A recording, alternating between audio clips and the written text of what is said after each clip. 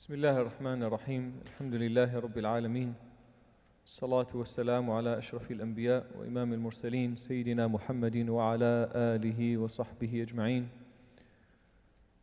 Today inshallah ta'ala we are trying to conclude the story of Musa alayhi salam and Al-Khadir alayhi salam, the story that we started a few weeks ago, and we are trying to reflect on some lessons, some of the spiritual Imani lessons from the story today inshallah ta'ala. The place where we stopped last week is when Musa alayhi salam went with Al-Khadir alayhi salam in his journey, and some of the wonders that happen in this story when Al-Khadir alayhi salam destroyed a sheep of fuqara, masakeen. They did great favor for him. They offered him a ride without any compensation, and he destroyed their sheep, or this is how it appears to be. And the second story, when Al-Khadir alayhi salam killed innocent boy, Zakiyya, Nafsan Zakiyya, pure soul that has no sin whatsoever.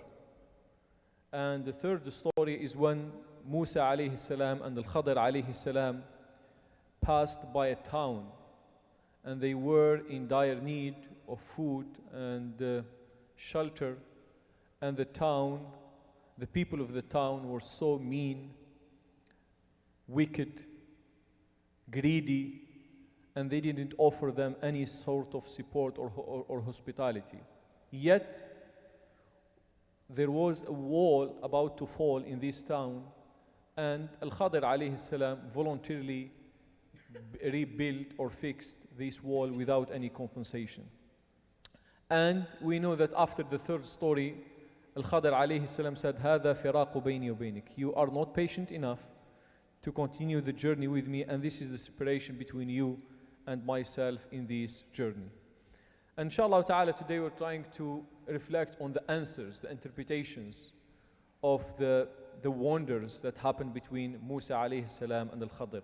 The first one is when Musa alayhi salam was on the ship, and I think we explained this last week, and what was the reason. Al-Khadir alayhi salam said, أما السفينة فكانت لمساكين يعملون في البحر فأردت أن أعيبها وكان وراءهم ملك يأخذ كل سفينة غصبا. That there was a king, a tyrant, oppressor, is about to enter a war, and he is in need of every usable ship for his navy.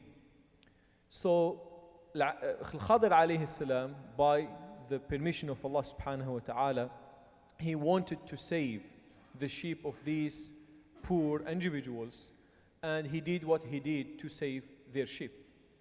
And we mentioned that sometimes a minor loss or small musibah could be a protection from a bigger musibah.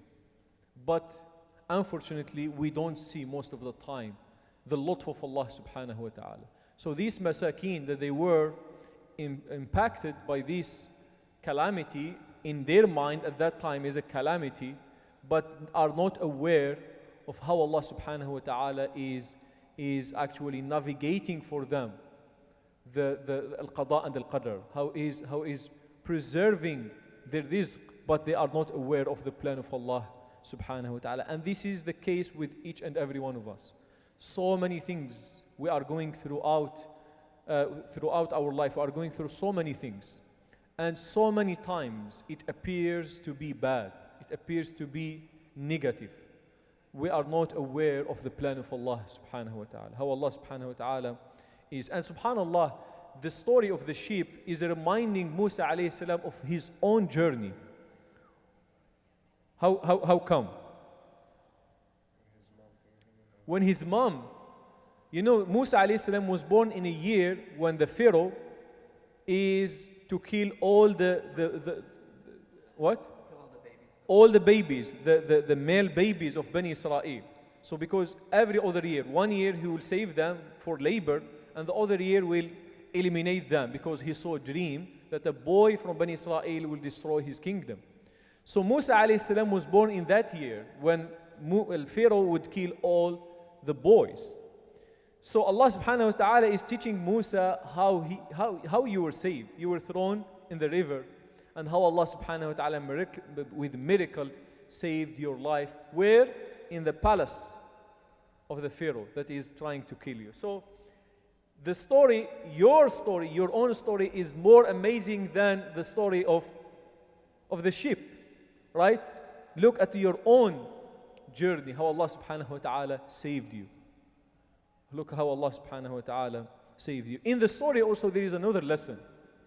It is more of a practical fiqhi lesson, that sometimes دفع الضرر الأكبر بالضرر الأصغر. Sometimes it's okay to do something that looks to be bad or evil, avoiding greater evil, right? This is a very, very profound principle in our religion, in our Sharia, that sometimes it's okay to do small evil, limited evil, to avoid a larger musibah or larger evil. So in the story of Al-Khadr with the Safina, he did commit some evil. But for what? For what? To avoid greater evil. Imagine the sheep was perfect. What is the outcome? It's gone. So it is sometimes okay to do little evil. So this is for us as human beings. And this is how Allah subhanahu wa ta'ala also does. But Allah subhanahu wa ta'ala has the full picture. We don't have the full picture. So sometimes Allah allows limited evil to take place in this world to avoid a larger evil. But we are not aware of the plan of Allah subhanahu jalla fi'ala. The second part of the story is a story of the innocent boy. أما الغلام وأما الغلام فكان أبواه مؤمنين. When it comes to the young boy that was killed, the reason why he was killed, because number one, his parents were righteous. أما الغلام فكان أبواه مؤمنين, believers and righteous. فخشينا أن يرهقهما طغيانا وكفرا. This young boy, if he were to live, he would become a tyrant, طاغية, kufra and kafir, disbeliever, and in some reports he would cause a fitna for his parents, and would his parents to be kuffar as well. So Al-Khadr said, فأراد ربك فأردنا أن يبدلهما ربهما خيرا منه زكاة وأقرب رحمة. The plan of Allah subhanahu wa ta'ala is to replace these righteous believers or parents with a better child. And it is khair for the child, it is khair for the parents as well. The child, if he is taken in young age, he didn't reach the age of taklif, he would go straight to Jannah, right? The parents, they might suffer some pain, they might suffer some grief, but it is much less than the suffering and the pain if the child were to live in this dunya and in the next one. In this dunya, because losing a child is very painful, and ask Allah subhanahu wa ta'ala to protect each and every one of us from such a pain and grief, right? We ask Allah subhanahu wa ta'ala al-afiyah. We ask Allah subhanahu wa ta'ala al-afiyah. We ask Allah subhanahu wa ta'ala al-afiyah. We ask Allah subhanahu wa ta'ala to protect our children and make them righteous. But people who have experienced that, having a child who is wicked and disbeliever or taghiya or mujrim or criminal, the pain and the suffering every day, every hour, the worry, the grief is probably much more than the pain of losing a child. You might lose a child, but the memory could be sweet. Every time you remember that child, you have a sweet and beautiful memories about such a child. But imagine you have a child that every time, every day, every moment is causing you pain and suffering and grief. Right? What is worse? This is in dunya. Let alone if such a child will be a cause for you to go to Jahannam, and he would go to Jahannam. What such a pain that has no comparison with the pain of dunya. So of the rahmah of Allah subhanahu wa ta'ala, that He has taken the soul of this child. So this child will go to Jannah. And the parents, they were believers, they were righteous. But the child, if the child were to leave, they might lose their faith because of the fitna of their child. For Allah subhanahu wa ta'ala, of His rahmah, He has taken. So sometimes, subhanAllah, it's amazing to think through this. Sometimes, brothers and sisters, sometimes masa'ib is from the rahmah of Allah subhanahu wa ta'ala. Musibah, imagine the child, losing a child. What's a pain? But how would you think at that moment that losing a child is from the rahmah of Allah subhanahu wa ta'ala?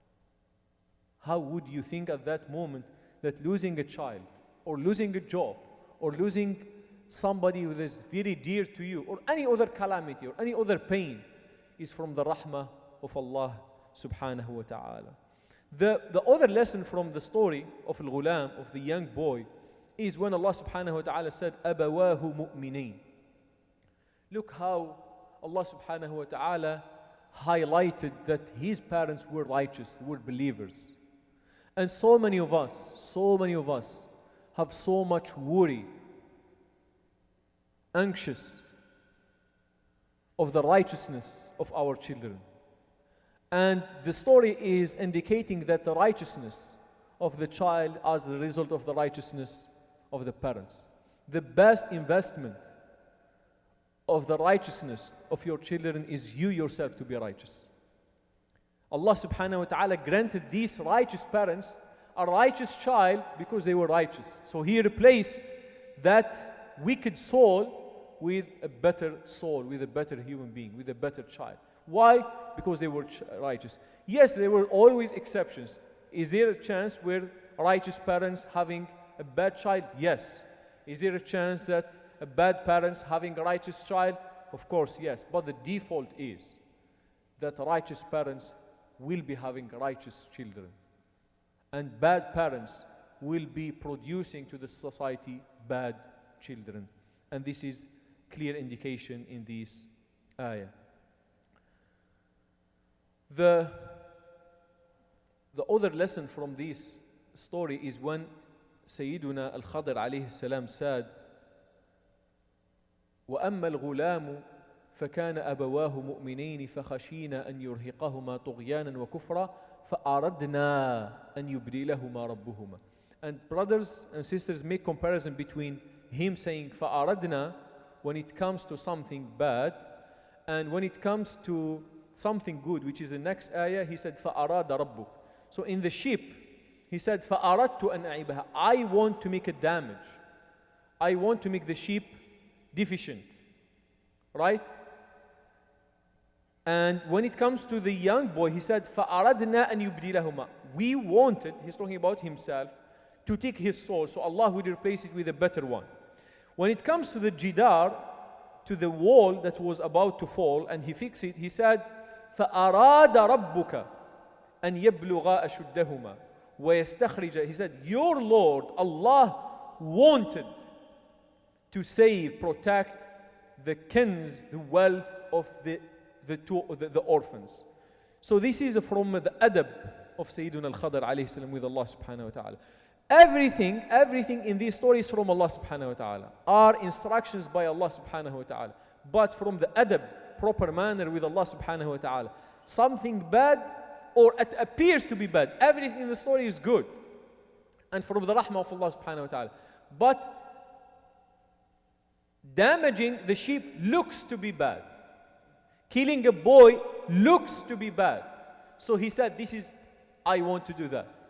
Right? So al-jidar, building, is something positive. Right? It is not destroying, it's building, constructing, it's something positive. He said, your Lord wants. And all the three is from Allah. But the first and the second, he said, I want. And the last one, he said, Allah wants. And this is from the adab.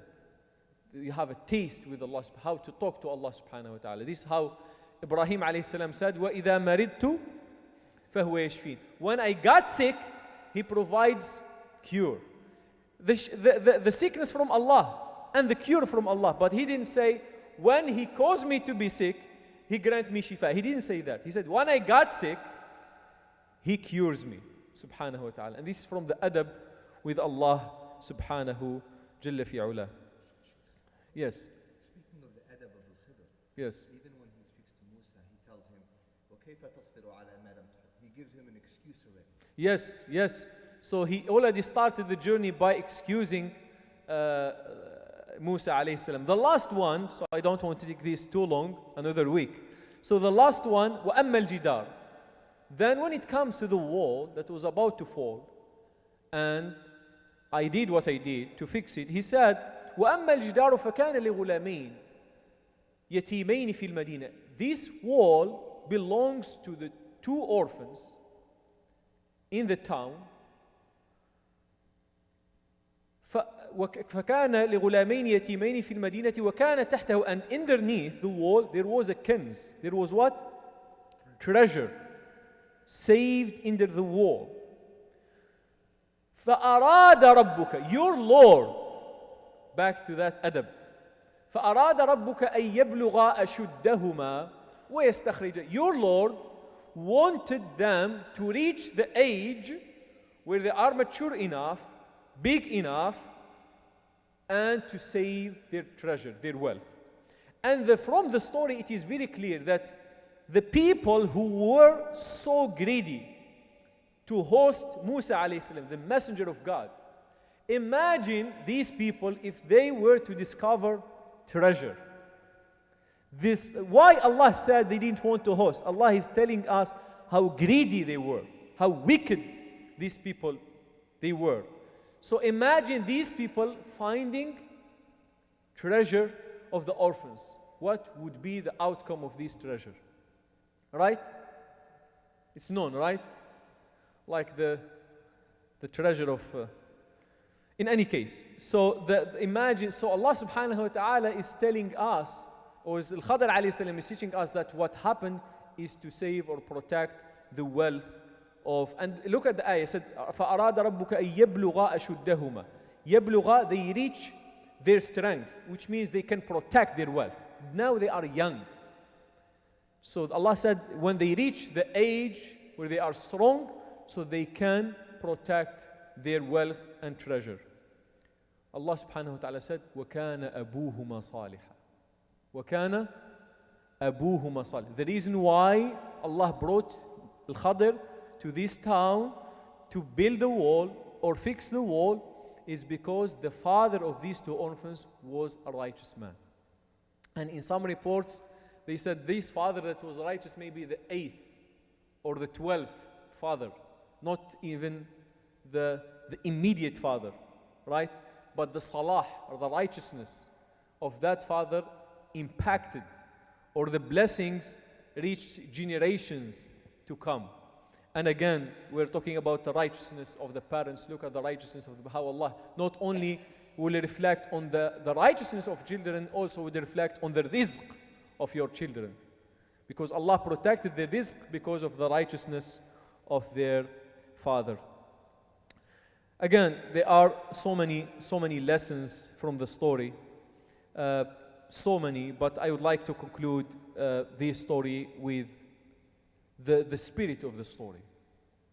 The spirit of the story, brothers and sisters, or the ultimate lessons from the story is that things are not what they appear to be. Everything that happens in this existence, Allah subhanahu wa ta'ala has a plan behind it. Allah subhanahu wa ta'ala has a hidden plan. And you might ask why it is hidden. Because you are created to be slave for Allah subhanahu wa ta'ala and to trust Him, not knowing His plans. Because if Allah were to disclose His plans, then what's the difference between the believers and the disbelievers? Right? So Allah wanted you to trust His plan, al-qada and al-qadar, quote unquote, not knowing the hidden plans, but you trust His judgment subhanahu wa ta'ala. You trust His rahmah. You trust His qada and qadr.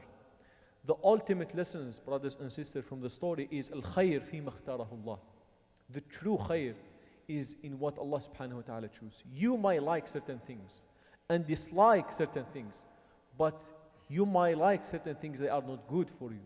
وعسى أن تكرهوا شيئا وعسى أن تكرهوا شيئا وهو خير لكم وعسى أن تحبوا شيئا وهو شر لكم. And subhanAllah, this ayah that in Surah An-Nur, you might like certain things and they are not good for you, and you might dislike certain things that are good for you. You know the context of the story? You know the context? When our mother Aisha was slandered with al-fahisha. Imagine a pure lady like Sayyida Aisha radiallahu anha, the wife of Rasulullah sallallahu alayhi wasallam. Look at this honor and this level and this reputation, slandered with al-fahisha, that she committed fornication. Right? How evil is. Allah subhanahu wa ta'ala said, there is khair in it. You cannot imagine something more evil than slandering the wife of Prophet, right? Can you imagine something worse than that?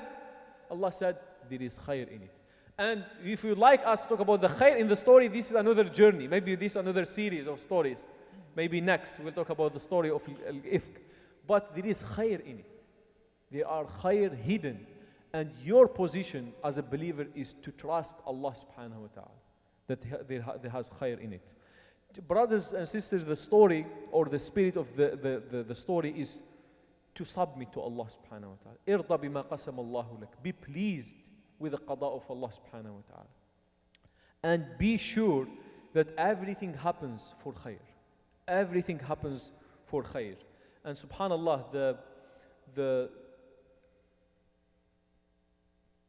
is indication when Al-Khadir killed the innocent boy. There is another indication when Musa alayhi salam killed the Egyptian. You know the story when Musa by mistake killed the Egyptian? You know the story, right? So this story of killing an innocent boy is also referring to this in the journey of Musa alayhi salam. And it was a mistake.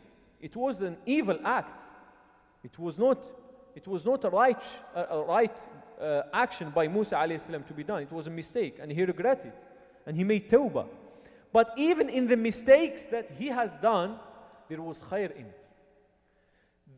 The Musa killing that Egyptian, it shifted the entire journey of Musa alayhi salam.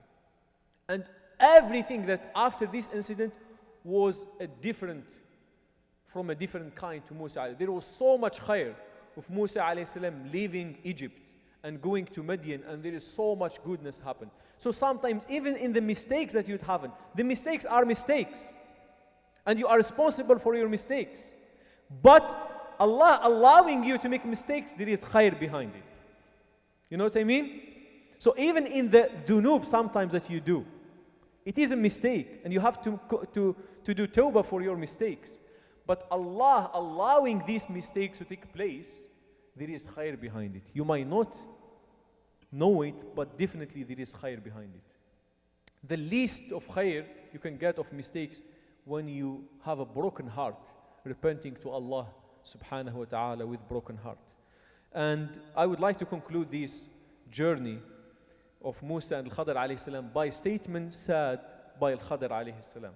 You know, when Al-Khadir and Musa were on the ship and the Sayyadeen, the fishermen, were fishing, there was a bird came and took what we call it naqra. What is naqra? Drop from the water with his beak. Al-Khadir alayhi salam said to Musa alayhi salam, Musa, imagine Musa, he was to be called Shaykh Anbiya Bani Israel, the Shaykh of the messengers of Bani Israel, the master of the messengers of Bani Israel, Musa alayhi salam, the Kalimullah, the one that Allah has spoken to him directly, Kalimullah.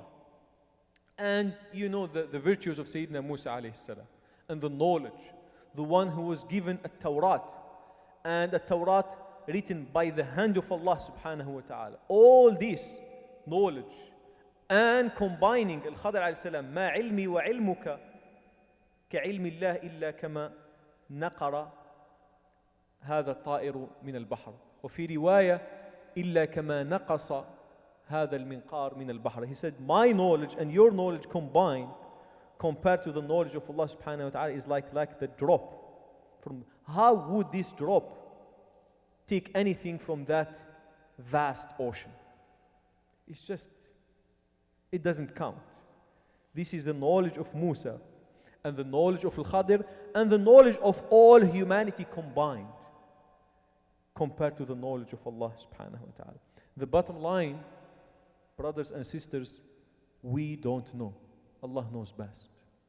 Trust Allah subhanahu wa ta'ala. Things that we are going through in our lives, with our children, with our wives, with our health, with our income, with our relationships, with our work, everything that we are going through, good or bad, Allah subhanahu wa ta'ala has a perfect plan. Just trust Him. And as you are making a lot of dua, trust the outcome of Allah subhanahu wa ta'ala. We ask Allah subhanahu wa ta'ala to bless us with this deep faith, that we trust His plan, we trust Allah's plan. And we ask Allah subhanahu wa ta'ala to make us from the true believers who submit to al-qada of Allah subhanahu wa ta'ala. And our Shaykh used to teach us dua, and I would like to share it with you. Allahumma aghnina bi ikhtiyarika an ikhtiyarina wa bi tadbirika an tadbirina. Oh Allah, or they used to say also, Allahumma dabbir lana fa inna la nuhsinu tadbir. Ya Allah, choose for us because we don't know how to choose for ourselves. We are very ignorant even to choose what is good for ourselves. So let's trust the khair and the choice of Allah subhanahu wa ta'ala. Allahumma dabbir lana fa inna la nuhsinu tadbir. Allahumma dabbir lana fa inna la nuhsinu tadbir. Allahumma dabbir lana fa inna la nuhsinu tadbir. Allahumma dabbir lana fa inna la nuhsinu tadbir. Wa salli Allahumma wa sallim ala Sayyidina Muhammad wa ala alihi wa sahbihi ajma'in. Walhamdulillahi Rabbil Alamin.